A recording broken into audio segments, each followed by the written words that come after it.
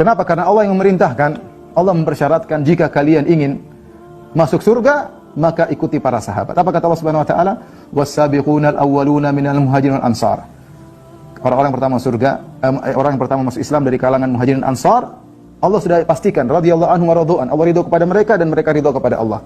Adapun kita bagaimana? Allah syaratkan, walladzina tabauhum bi ihsan. Dan orang-orang yang mengikuti muhajirin ansar dengan pengikutan yang baik. Kita ini kalau mau surga harus ikut para sahabat.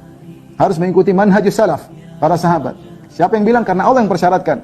Kalau ingin diridhoi oleh Allah, walladzina tabauhum bi ihsan. Ikutilah para sahabat dengan baik, maka kita akan masuk surga, diridhoi oleh Allah Subhanahu wa taala. Maka kita pelajari bagaimana akidah para sahabat, bagaimana amalan sahabat. Tadi kata Ibnu Mas'ud, kanu ya apa aqallaha takallufan. Para sahabat orang yang tidak suka berbuat hal-hal yang berlebih-lebihan. Ya, kita ikuti ibadah mereka seperti apa. Kemudian muncul di akhir-akhir ini yang populer istilah manhaj salaf. Manhaj itu apa artinya sih? Apa artinya jemaah?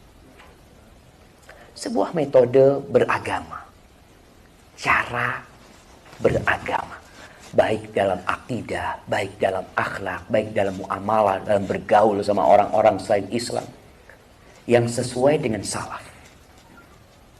Terus salaf ini siapa? Siapa salaf? Salaf itu artinya orang yang terdahulu.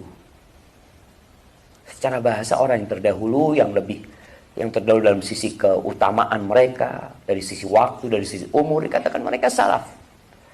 Tapi kalau bicara manhaj salaf, yang dimaksud dengan salaf adalah para sahabat Nabi, para tabi'in, para jamaah. La yasluh akhir hadhil ummah illa bima salah bihi awwal. Umat ini tidak akan jadi benar kecuali dengan cara bagaimana dulu orang-orang sebelumnya jadi benar. Maka antum belajar manhajus salaf, bagaimana para sahabat Nabi. Mereka sebagian kaya raya, tapi hal itu tidak membuat mereka mencintai dunia mereka lebih daripada akhirat yang menjadi tujuan mereka. Kenapa dari itu Ahlussunnah wal Jamaah, akidah Ahlussunnah Salafi selalu mengkaitkan Quran dan hadis dengan pemahaman sahabat, agar orang nggak bisa ngarang dalam agama ini, agar orang nggak bisa berpendapat sembarangan dalam agama ini. Ini yang namanya agama harus terjaga dengan pemahaman para sahabat. Simpel sebenarnya. Pemahaman Ahlussunnah itu simpel, pemahaman Salafi itu simpel. Quran, hadis, pemahaman dengan pemahaman sahabat. Akalmu pahami saja, jangan benturkan kepada Quran dan hadis. Itu intinya. Tapi banyak orang nggak suka, karena mereka nggak bisa merubah-rubah dan mereka nggak bisa ngarang-ngarang dalam agama. Yang akhirnya akal mereka, logika mereka, nafsu mereka, syahwat mereka nggak bisa dipakai. Bagaimana memahami Quran? Ya subhanallah.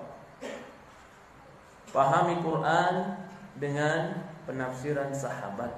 Yang pertama kali pahami Quran dengan penafsiran Quran, pahami Quran dengan penafsiran hadis, pahami Quran dengan penafsiran Rasulullah, pahami Quran dengan penafsiran Khulafaur Rasyidin, pahami Quran dengan penafsiran para sahabat. Pemahaman inilah dikatakan dengan fahmus salafus saleh. Jadi pemahaman salaf itu pemahaman yang paling adil.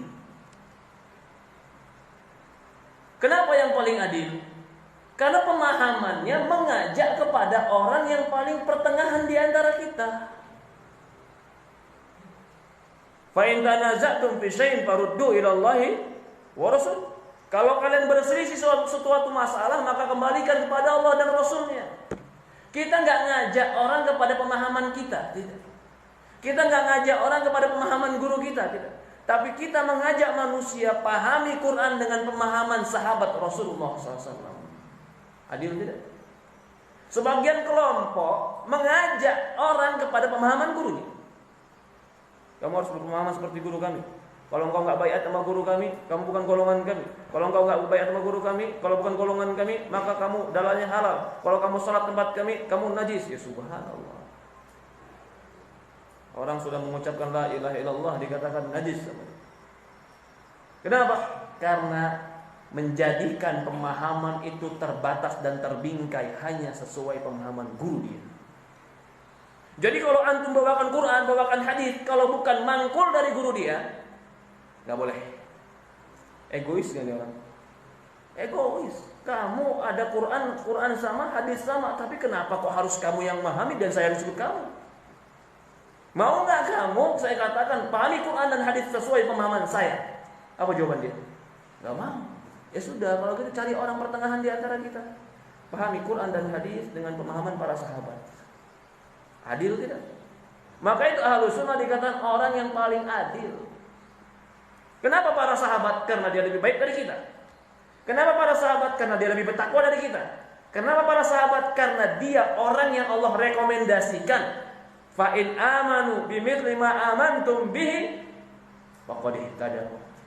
Jika mereka beriman sebagaimana imannya para sahabat, kalian di atas hidayah. Imannya sahabat sudah dikatakan iman di atas hidayah. Rekomendasi langsung dari Allah. Maka ketika kita mengajak manusia kepada pemahaman ini, kita bukan mengajak manusia kepada diri kita. Kita bukan mengajak manusia kepada Masjid Abu Hurairah.